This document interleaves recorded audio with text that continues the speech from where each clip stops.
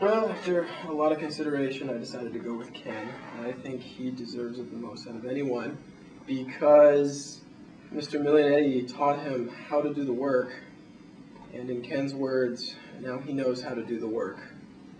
And unfortunately, when he puts the dollar bill in the machine, it doesn't work.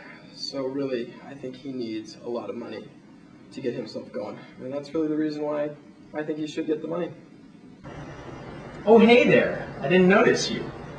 Hi, you might remember me as Ken Leung, the janitor who used to work for Mr. Millionety. Come along with me, I want to tell you a story. That was over probably a few months ago. Well, times have changed, and my janitor days are over. Ken Leung is now CEO and second largest stock owner of Mr. Millionety Incorporated. And as you can see, here is my executive board of media experts and chief executive officers. I'm the chief executive officer. What we do around here is that we come up with the world's media. Here's the inventor of reality television. This guy created Who Wants to Be a Millionaire? Discovered Britney Spears. Mexican wrestling.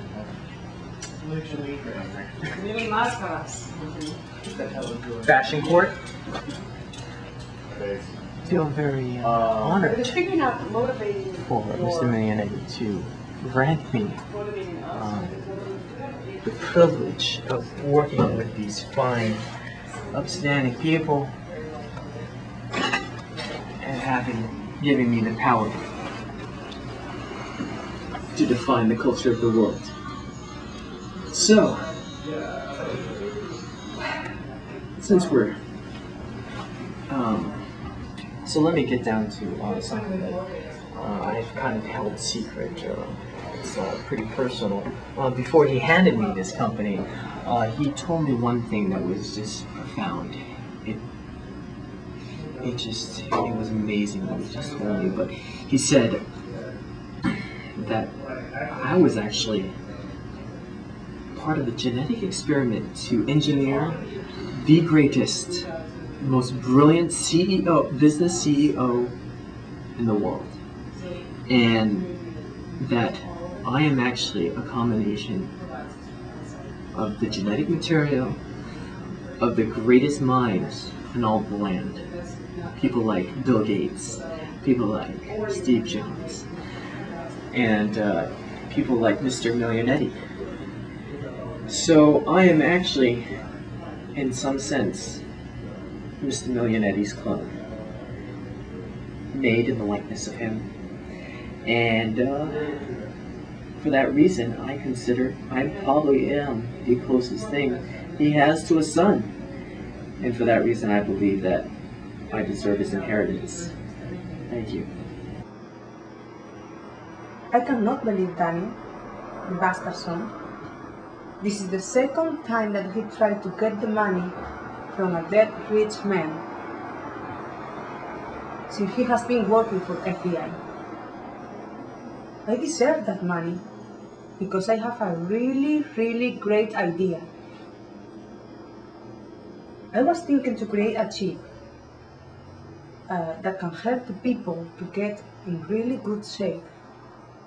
Hello, my name is Paul, and I am a PI representing an unknown party that wishes to be a part of the Millionety heir retrieval. After reviewing the tapes of the people who so-called say they had connections to Mr. Millionety and doing my own research, I've come to the conclusion that several of them are phonies and have probably never met Mr. Millionety at all. First, I'll start with the Romanian boy. Obviously, when a millionaire dies, someone is going to claim to be their bastard son. And obviously, a man in his student garage with a whole bunch of cars claiming that they're gifts from Mr. Millionety is an obvious sign that they're lying. There's A. B, for Mr. Vigil. it would seem that there might have been a relationship, I would say, that is believable, because the nature of the work Mr. Millionety did in media would relate to why Jesse would have received the rig. And if it's true that he worked on some contracts and some different projects, and I see why there's no reason Jesse shouldn't be included on that. Mr. Leung, the gentleman near the end of the tape, gave $1, and I would say that's convincing. However, he didn't mention that the real reason Mr. Millionety received his money was because he invented the Velcro wallet, and that was an innovation that's well known, and I'm struggling to see if there's a connection. So with that, I say I don't believe Garrett, because that's just crazy. That's my report.